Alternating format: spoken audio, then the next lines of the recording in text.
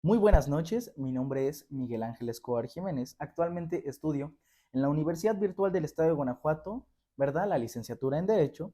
Mi matrícula es 24014-175. El reto actual es qué reglas se rompen, ¿verdad? Cursando el módulo de Derecho Internacional.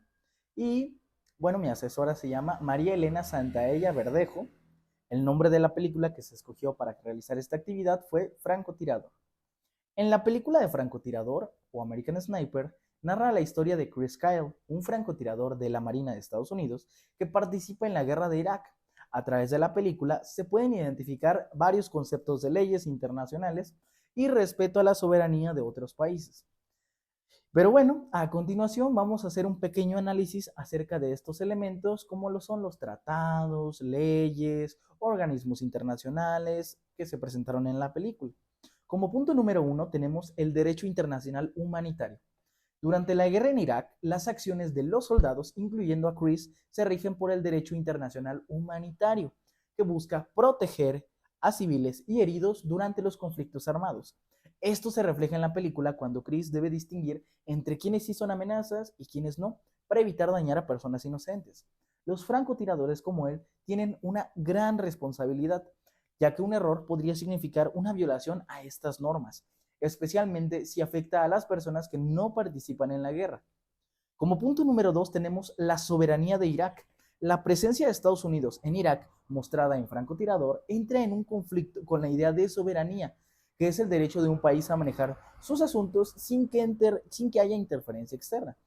Aunque Estados Unidos argumenta que su presencia en Irak es para combatir el terrorismo y garantizar la seguridad global, esto genera controversias sobre si la intervención era legítima o cómo afectaba la autonomía de Irak. En la película nos muestran cómo las operaciones militares se llevan a cabo en un país extranjero, lo cual genera debates sobre la violación de la soberanía de Irak. Como punto número 3 tenemos a la Organización de las Naciones Unidas, es decir, la ONU. Aunque directamente pues no se menciona, la ONU juega un papel sumamente importante en la aprobación de intervenciones militares, pues en otros países. Sin el apoyo del Consejo de Seguridad de la ONU, una intervención puede ser vista como una violación del derecho internacional. La invasión a Irak en 2003 fue una polémica, porque no hubo una resolución de la ONU que aprobara directamente, lo cual generó tensiones sobre la legalidad de la presencia de Estados Unidos en Irak, un trasfondo relevante que nos cuenta en la película. Como punto número 4 tenemos a la Convención de Ginebra. Esta convención defiende reglas para el tratado de prisioneros de guerra y de civiles durante conflictos armados. En la película, aunque no se mencionan directamente las reglas de la Convención de Ginebra, son relevantes, porque cuando se habla del trato a los prisioneros y los derechos civiles, los dilemas éticos que se enfrenta Chris al decidir si disparar o no, reflejan la dificultad de equilibrar cumplir con su deber y respetar estas normas internacionales.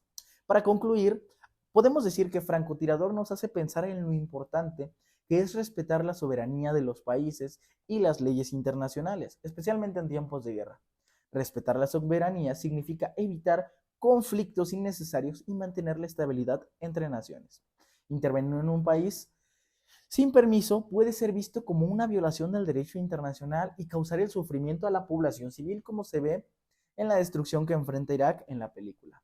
Por otro lado, el respeto al derecho internacional humanitario es crucial para proteger a las personas inocentes y garantizar un trato digno, incluso en tiempos de guerra. Las acciones de cada persona, como las de un francotirador, pueden tener un gran impacto en la percepción de las fuerzas militares y en las comunidades locales. Para resumir rápidamente, la película nos recuerda que, además de la estrategia militar, hay valores fundamentales de respeto a la soberanía y a los derechos humanos que deben de guiar las decisiones de cualquier país o persona en un conflicto. Y esto es sumamente importante. Muchas gracias por su atención. Me despido deseando el mejor de los éxitos. Gracias por la atención.